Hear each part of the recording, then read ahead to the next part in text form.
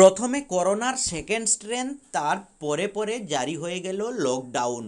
এর মধ্যে আবার কাল থেকে শুরু হয়ে গেছে ইয়াস, অর্থাৎ আমরা বলবো যে অর্থনৈতিক যে মন্দা চলছিল, অর্থনৈতিক যে বিপর্যয় চলছিল, সেই বিপর্যয় কিন্তু এক ধাক্কায় আরও বেড়ে গেল।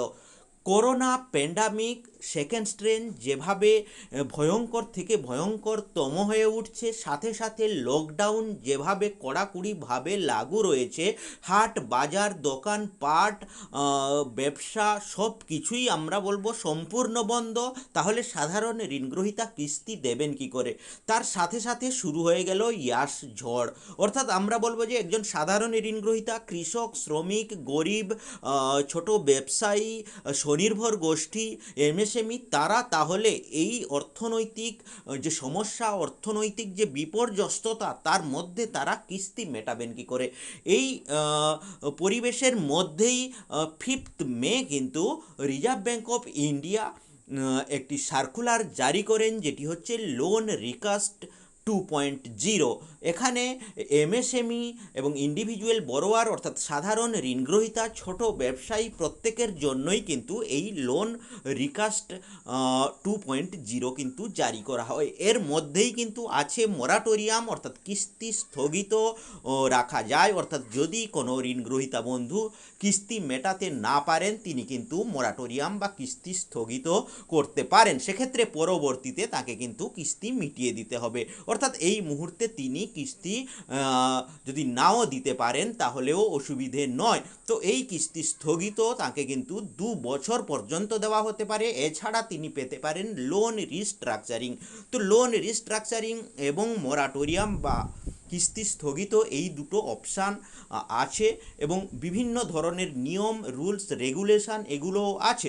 তবে এখনও পর্যন্ত সাধারণ ঋণগ্রহীতারা এর সুবিধা থেকে বঞ্চিত হচ্ছিলেন, কিন্তু আরবিআই পুনরায়, রিজার্ভ ব্যাঙ্ক পুনরায় কিন্তু অর্ডার জারি করেছেন যে খুব তাড়াতাড়ি এই সংক্রান্ত সুবিধা সাধারণ ঋণগ্রহীতাদের কিন্তু দিতে হবে, কারণ অবস্থা খুবই শোচনীয়। আর্থিক বিপর্যয়তা এত বেড়ে গেছে যে সাধারণ ঋণগ্রহীতারা কিন্তু খুব সমস্যার মধ্যে আছেন, আর তাই তাদেরকে কিন্তু দিতে হবে এই লোন রিকাস্ট 2 এর সুবিধে। আপাতত সমস্ত ব্যাংক, এনবিএফসি, মাইক্রো ফাইন্যান্স, তাদেরকে নির্দেশ দেওয়া হয়েছে যে খুব দ্রুততার সাথে কাজ করে সমস্ত ঋণগ্রহীতাকে কিন্তু, যে যার ব্যাংকের যে সমস্ত ঋণগ্রহীতা আছেন তাদেরকে কিন্তু এই সুবিধা প্রোভাইড করতে হবে। 2রা জুন থেকে, অর্থাৎ জুনের 2 তারিখ থেকেই কিন্তু এই সংক্রান্ত আপডেশন চলে আসবে বলে আশা করা হচ্ছে বিভিন্ন ব্যাংক, এনবিএফসি, মাইক্রো ফাইন্যান্সের তরফ থেকে। এবং আরও কিছু অর্ডার সেখানে জারি করা হয়েছে যে প্রত্যেকের ওয়েবসাইটে বা মেল মারফত সমস্ত ঋণবন্ধু বা ঋণ গ্রাহককে কিন্তু সূচিত করে দিতে হবে এই লোন রিকাস্ট 2 কীভাবে পাওয়া যাবে, কারা কারা পাবেন সেগুলো কিন্তু সূচিত করে দিতে হবে। এর পরেও যদি দেখা যায় কোনো ঋণগ্রহীতা বন্ধু আবেদন করেও ঋণ স্থগিতের সুবিধা বা লোন মোরাটোরিয়াম বা লোন রিস্ট্রাকচারিংয়ের সুবিধা পেলেন না, তাহলে তাকে কিন্তু জানিয়ে দিতে হবে কেন তিনি পেলেন না।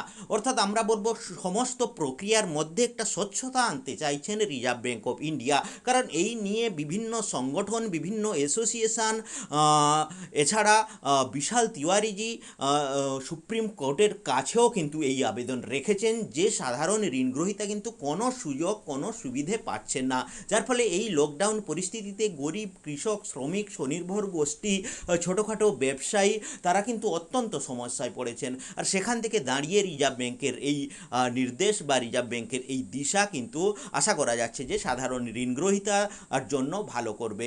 তো বন্ধুরা, পরবর্তী কি আপডেট উঠে আসছে এই নিয়ে অবশ্যই আমরা বলবো চ্যানেলের পাশে থাকুন, সাবস্ক্রাইব, লাইক, কমেন্ট এবং প্রচুর পরিমাণে শেয়ার করুন। সবাইকে অসংখ্য ধন্যবাদ ও নমস্কার জানিয়ে এখানেই শেষ করছি।